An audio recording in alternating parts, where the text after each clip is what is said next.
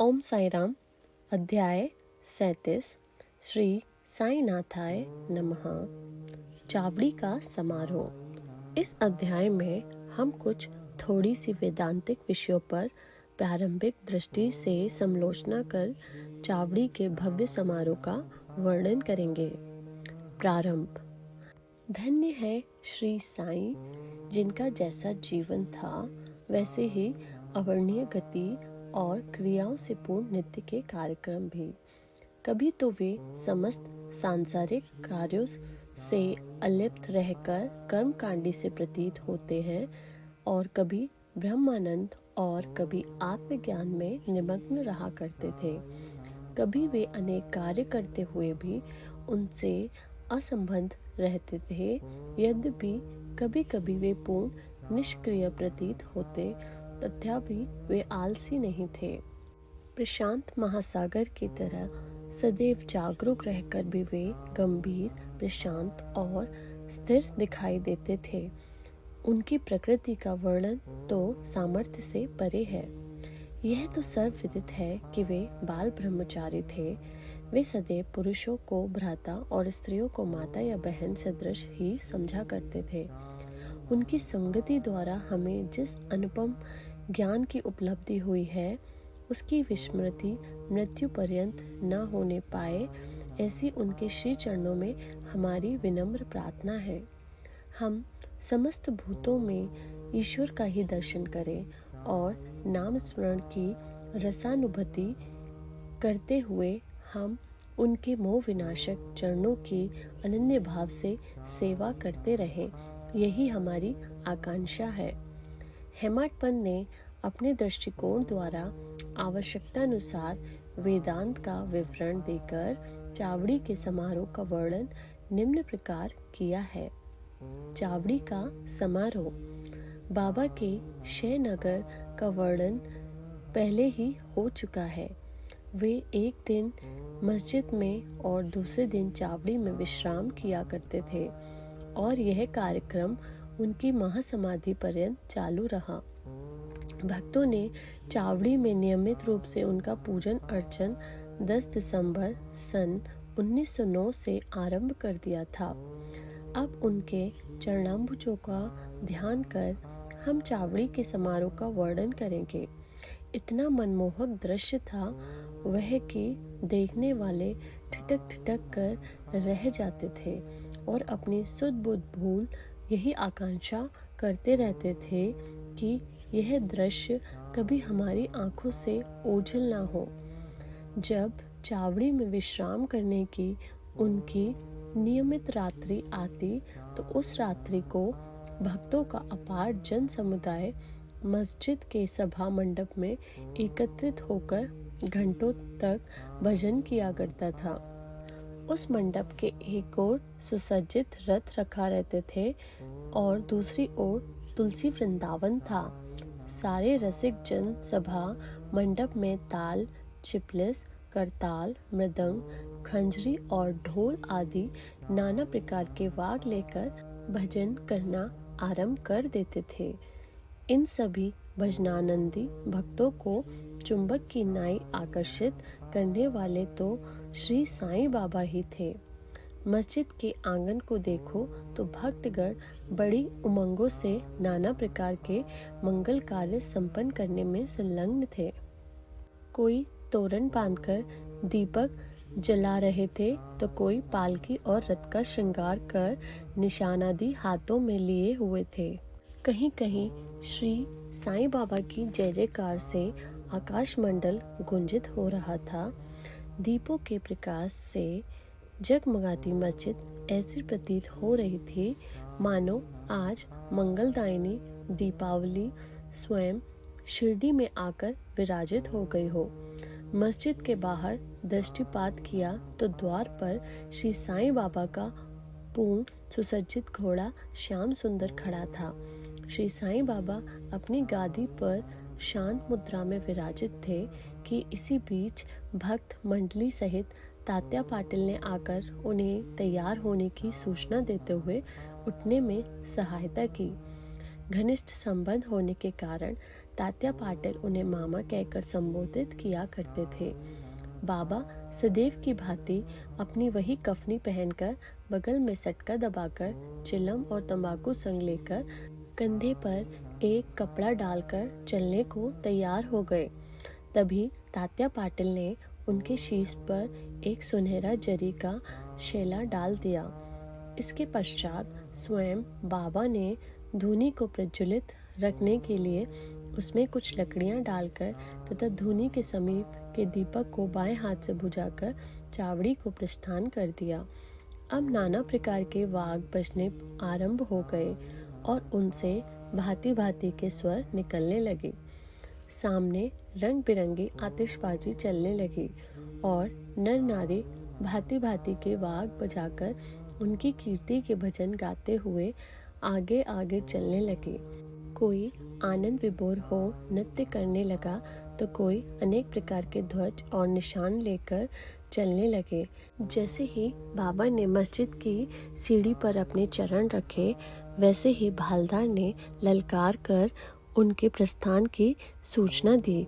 दोनों ओर से लोग चंवर लेकर खड़े हो गए और उन पर पंखा झलने लगे। फिर पथ पर दूर तक बिछे हुए कपड़ों के ऊपर से समारोह आगे बढ़ने लगा। तात्या पाटिल उनका बायां तथा मालसापति दाया हाथ पकड़कर तथा बापू साहिब जो उनके पीछे छत्र लेकर चलने लगे। इनके आगे आगे पूर्ण सुसज्जित अश्व श्याम सुंदर चल रहा था और उनके पीछे भजन मंडली तथा भक्तों का समूह वाघों की ध्वनि के संग हरि और साईं का नाम की ध्वनि जिससे आकाश गूंज उठता था, उच्चारित करते हुए चल रहा था। अब समारोह चावड़ी के कोने पर पहुंचा और सारा जन समुदाय अत्यंत आनंदित तथा प्रफुल्लित दिखाई पड़ने लगा।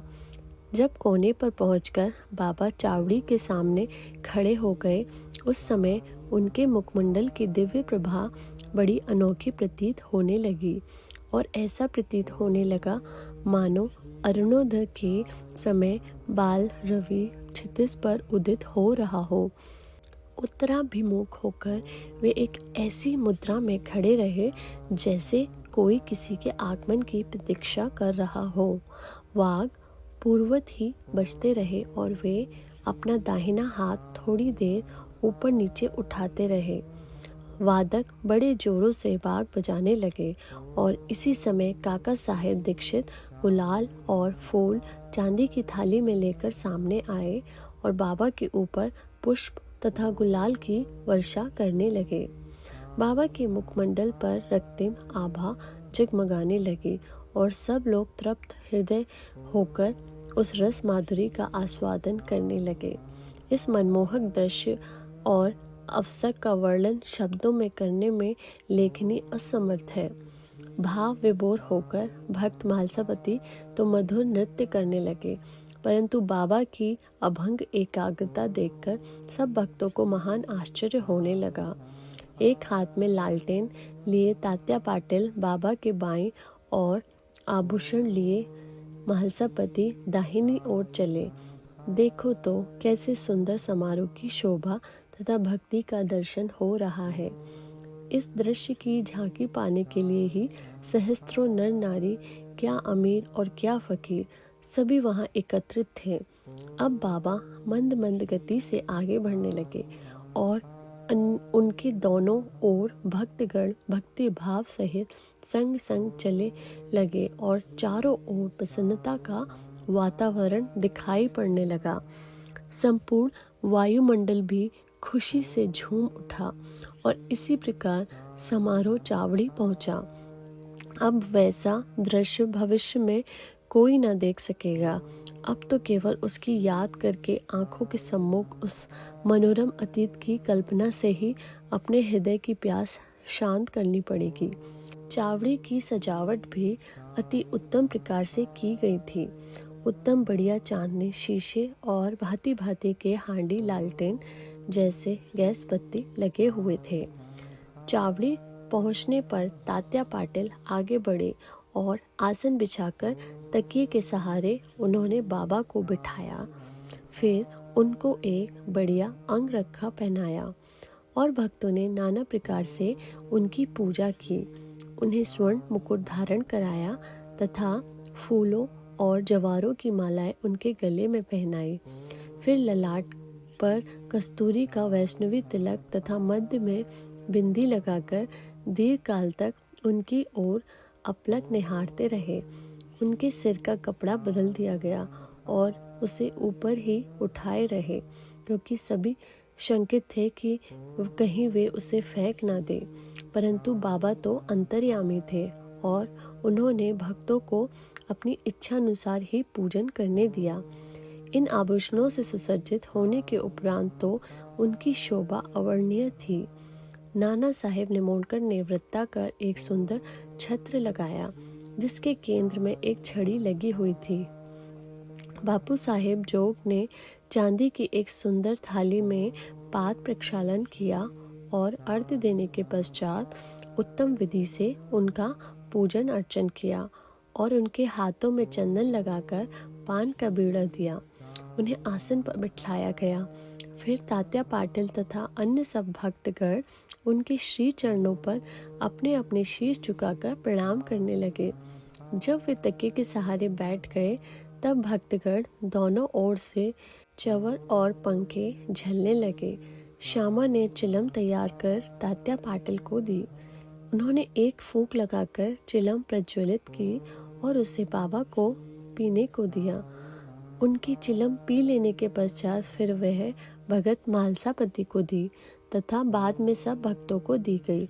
धन्य है वह निर्जीव चिलम, कितना महान तप है उसका, जिसने कुम्हार द्वारा पहले चक्र पर घुमाने, धूप में सुखाने, फिर अग्नि में तपाने जैसे अनेक संस्कार पाए।